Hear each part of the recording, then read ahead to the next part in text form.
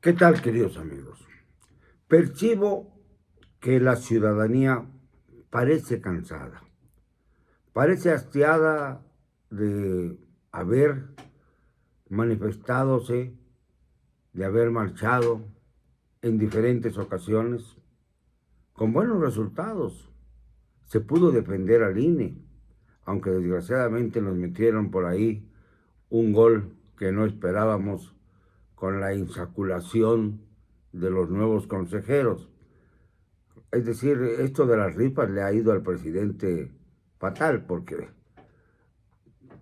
generalmente son contraproducentes para él.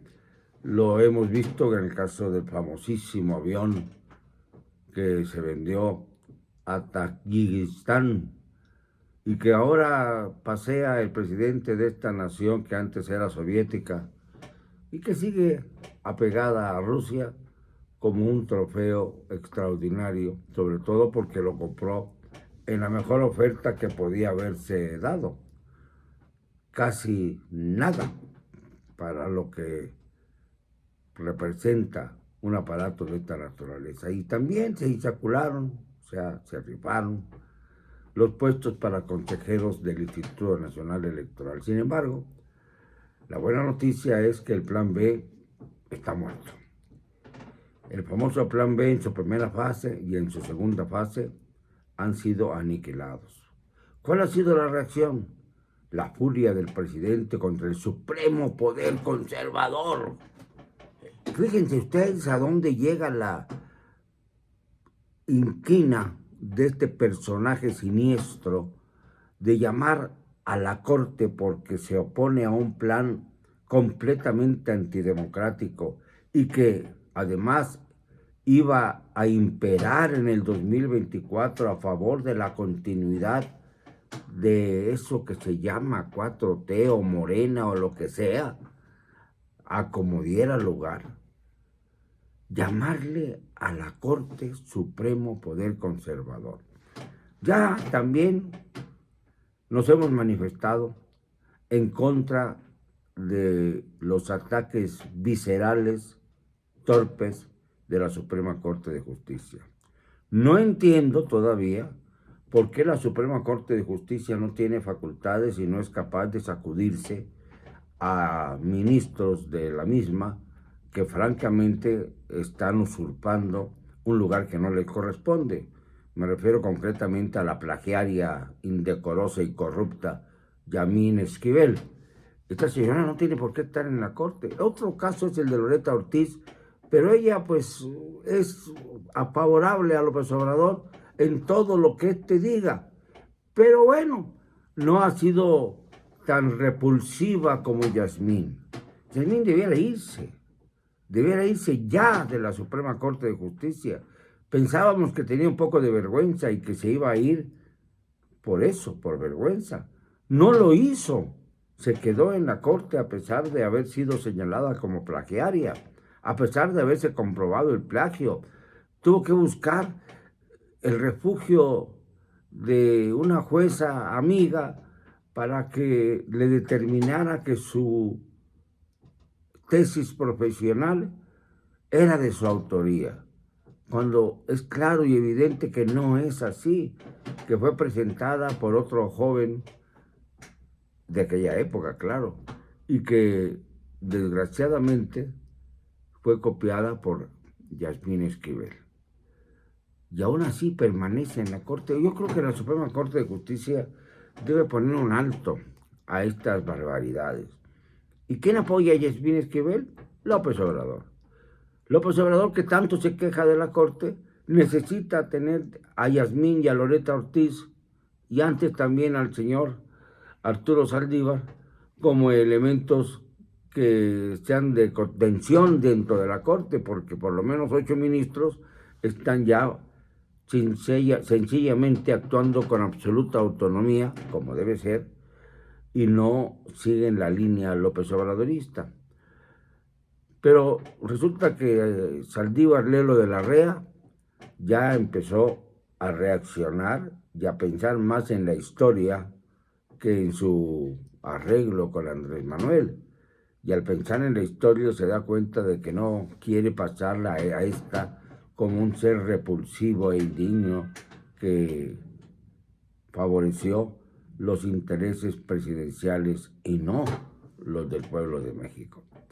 Pues bien, el caso es que se quedó con 2 ministras, el señor López, y con esto no pudo frenar el plan B, y enfurecido habló de que vendría un plan C, en su soberbia inaudita. Pero no solamente es eso. Ahora a sus corcholatas, fíjense a dónde ha llegado la tontería. Promueven, además de sus candidaturas adelantadas, los recursos que la 4T está pensando en tomar para hacer valer la continuidad política. Este pobre diablo de Adán Augusto, que va muy abajo en las encuestas, que no culmina a votar por él, yo creo que ni a su madre, verdaderamente es que la tiene, pero verdaderamente ya llega a la ignominia de gritar que hay que desaparecer, fíjense lo que dijo, hay que desaparecer el imperio de los jueces. Esto es de asombro. En un país que se supone democrático, hablar de desaparecer a un poder judicial que es parte del gobierno mismo. Es decir, si desapareciera el poder judicial, además de que no habría manera de implementar la justicia, sencillamente se estaría deteriorando el gobierno al extraer a uno de los poderes de la Unión que lo forman. Esto también sería un golpe de Estado. Y no lo entienden.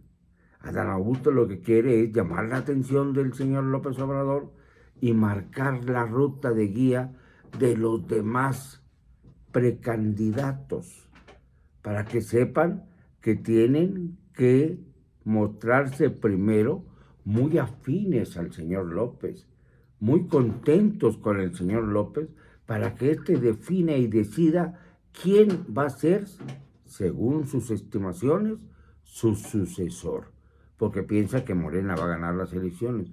Precisamente por esto no podemos dejar que lo gane, que gane la presidencia Morena en 2024. Ya ahí la oposición parece despertar de su letargo, ya tienen forma y modelo para determinar quién va a ser el candidato o candidata a la presidencia de la República.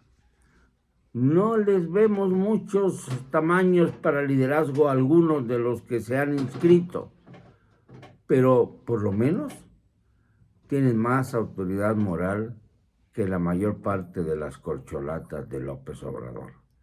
Hay varios políticos que están en la oposición que, aunque tengan algo de mala fama, resulta que tienen menos mala fama que los morenistas. Eso es indiscutible.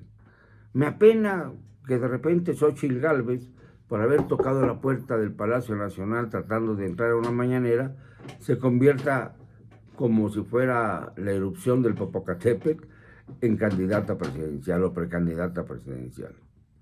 Hay otras mujeres dignas de todo mi respeto dentro de esa nómina de precandidatos. Nómina, por decirlo de alguna manera, porque no están recibiendo un centavo, hay que aclararlo. Pero está Lili Téllez, está Maru Campos, Beatriz Paredes, ya un tanto cansada, pero también es una mujer de una gran capacidad y de una gran dignidad. Y de verdad, a mí me gustaría que una mujer fuera candidata para hacerle ver al presidente de la República que su favorita no es tan favorita del pueblo de México. Una mujer que quiere el voto de la República y que no es capaz de presentar, en el caso de Claudia Sheinbaum, buenas cuentas en el gobierno de la Ciudad de México, que ahora está en manos de Martí Batres, un conocido pandillero que llegó a la jefatura de gobierno escalando posiciones con gran habilidad. Eso es Morena, un partido sin simientes sólidas y que ha basado todo su prestigio y el del presidente en repartir dinero a los adultos mayores que los reciben y a los ninis y a todos aquellos que creen que pueden votar por Morena. Hay que estar muy pendientes para no caer en la trampa. Lo siento, no me van a callar. Y lo digo con cero cobardía.